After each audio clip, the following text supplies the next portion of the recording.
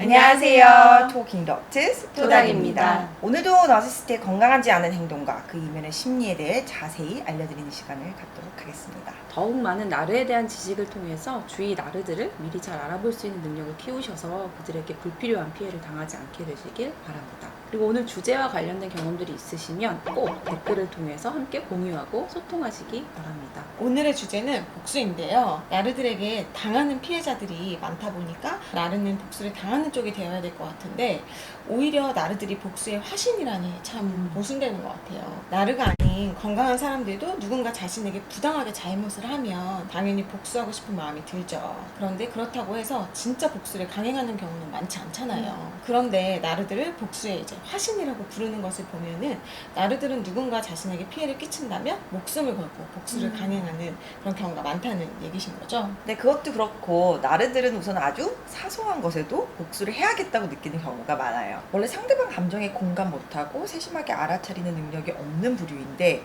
유일하게 남의 감정이나 행동을 초예민하게 감지하는 경우가 바로 자신과 관련된 상대의 말이나 행동, 감정 변화에 대한 것이라고 얘기 드렸었잖아요. 심지어는 그 정도가 지나쳐서 편집증적인 모습으로까지 나타날 수 있어요. 그래서 남들은 별로 신경 쓰지 않는 상대의 말이나 행동도 나르들은 지나치게 예민하게 과장해서 받아들일 수 있어요. 예를 들어 직장에서 다 같이 점심 식사하는 중에 배가 너무 고파서 음식을 너무 빨리 먹는 내현 나르 직장 동료에게 누군가가 아이고 배가 많이 고프셨나 봐요. 집에서 아침 식사 못하고 나오셨나 보다 얘기했다고 가정해보아요. 보통 건강한 사람들은 네 결혼생활 오래 하다 보니까 와이프 사랑이 식었나 봐요. 아침밥을 잘 안 차려주네요. 하하 하고 웃고 넘길 수 있는 상황을 내연 나르 직장 동료는 저 사람이 내가 집에서 대접을 못 받는 것처럼 내 이미지를 깎아내리려고 사람들 앞에서 일부러 저런 코멘트를 했구나. 가만 안 두겠어 하면서 마음속으로 그 사람을 계속 미워하면서 복수할 기회를 호시탐탐 누리다가 정말 결정적인 순간 그 사람을 다른 사람들 앞에서 창피를 주는 한마디를 꼭 하고야 맙니다. 상대는 아무런 의도도 없이 그냥 한 말과 행동을 나르는 왜곡해서 자신에 대한 공격으로 받아들이고 복수의 칼날을 가는 건데 복수를 당하는 사람은 영문도 모르고 복수를 당하는 거죠. 그런데 이런 지나가는 말 한마디도 그냥 지나치지 않고 복수를 강행하는 부류인데 예를 들어 정말 중요한 관계 안에서 자신에게 피해를 줬다거나 상처를 준 경우에는 나르들이 얼마나 무섭게 복수를 하겠어요. 그래서 이혼 소송 중에 있는 부부가 있는데 아빠가 나르 성향이 되게 강하거든요. 그리고 이제 나르 아빠가 평소에는 애들한테 관심도 없고 육아도 하나도 안 하고 맨날 밖으로 돌고 바람 피우고 심지어는 아이들에게 폭언도 서슴지 않던 사람인데 막상 이혼 소송이 시작되니까 그렇게 목숨 걸고 양육권을 갖고 싸우려 들려고 하더래요. 그래서 부인이 아이들 귀찮으면서 잘 키울 생각도 없으면서 왜 이렇게 양육권에 집착하냐 물어봤더니 당신이 제일 소중하게 생각하는 게 아이들이잖아. 그래서 그 아이를 당신에게서 빼앗아 갈 거야. 이렇게 대답을 하더래요. 그러니까 자녀들을 위해서 자녀들에게 좋으라고 자신이 양육권을 가져가라는 것이 전혀 아니고 자신을 떠나는 아내에게 복수의 개념에서 양육권을 가져가겠다는 거죠. 헤어진 연인 사이에서도 복수의 칼날이 가는 경우가 많은 것 같아요. 저 옛날에 그 내연 나르 전 남친이잖아요. 그 때문에 엄청 고생을 했었잖아요.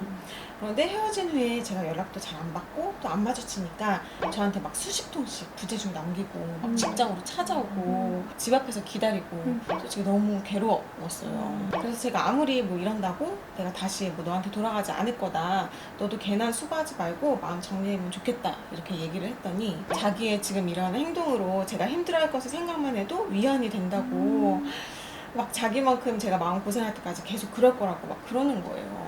그러니까 자기와 다시 만나달라는 그런 목적이 아니라 본인이 헤어진 복수로 저에게 이제 막 스토킹을 하면서 괴롭히는 거죠. 네, 그래서 나르시스틱한 성향이 극단에 가 있는 악성 나르들 같은 경우에는 자신에게 돌아오지 않으면 헤어진 연인의 부적절한 사진이나 동영상을 유포하겠다고 협박하는 경우도 많고 실제로 유포를 하기도 하고 또 SNS에 공개적으로 상대에게 엄청난 모욕을 주거나 수치심을 줄 수 있을 만한 글들도 올리는 경우들을 볼 수 있죠. 더 극단적으로는 신체적 폭력이 헤어지는 경우도 있고요. 또 복수의 화신들 중 그렇게 고소를 들먹이는 경우가 많아요.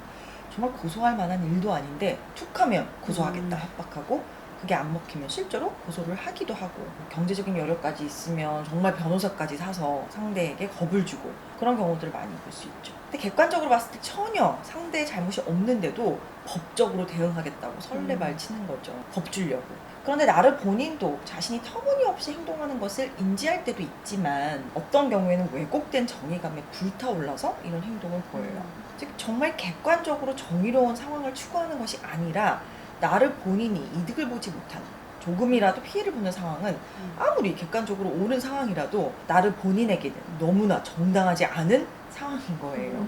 그런데 반대로 자신이 이득을 보고 남이 큰 피해를 보는 상황은 아무리 객관적으로 잘못된 상황이라도 나를 본인한테는 그게 공평하고 정의로운 거고요. 그래서 보통 건강한 사람들은 자신의 정신 건강을 지키기 위해서라도 진행하지 않는 그런 법적 고소를 이런 부류는 왜곡된 정의감에 불타서 자신이 가진 모든 시간과 돈과 에너지를 사용해서 끝까지 법적 소송을 강행하는 경우가 많아요. 네, 저도 나르시스틱한 성향이 강한 사람이 본인 가족을 포함해서 10명을 한꺼번에 고소하는 상황도 본 적이 있어요. 그래서 많은 사람들이 나에게 피해를 크게 받는데도 그 상황을 그냥 덮어두려고 하는 이유가 바로 그런 나를 섣불리 건드렸다가 후폭풍, 즉 걷잡을 수 없는 보복이죠.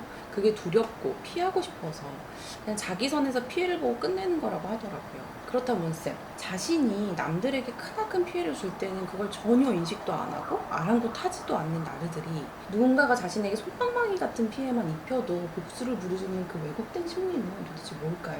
마음의 근간에 무능감, 자격지심, 낮은 자존감이 자리 잡고 있다 보니 외부에 비춰지는 자신의 이미지가 너무 중요한 거예요. 외적으로 보이는 자신의 이미지가 내적인 자존감을 좌지우지하니까요. 그래서 자신이 여기기에 조금이라도 자신의 외부 이미지에 손상을 주는 행위는 크나큰 공격으로 받아들여요. 그래서 자신을 향한 가벼운 농담이나 아니면 자신의 일에 조금이라도 방해가 되는 행동이나 자신을 조금이라도 깎아내리는 언행은 나르에게는 자존감의 근간을 뒤흔드는 큰 위협으로 느껴질 수 있어요. 그리고 아주 작은 외부 자극으로도 무능감이 쉽게 건드려지다 보니 수치심도 쉽게 확 올라오는 거고요.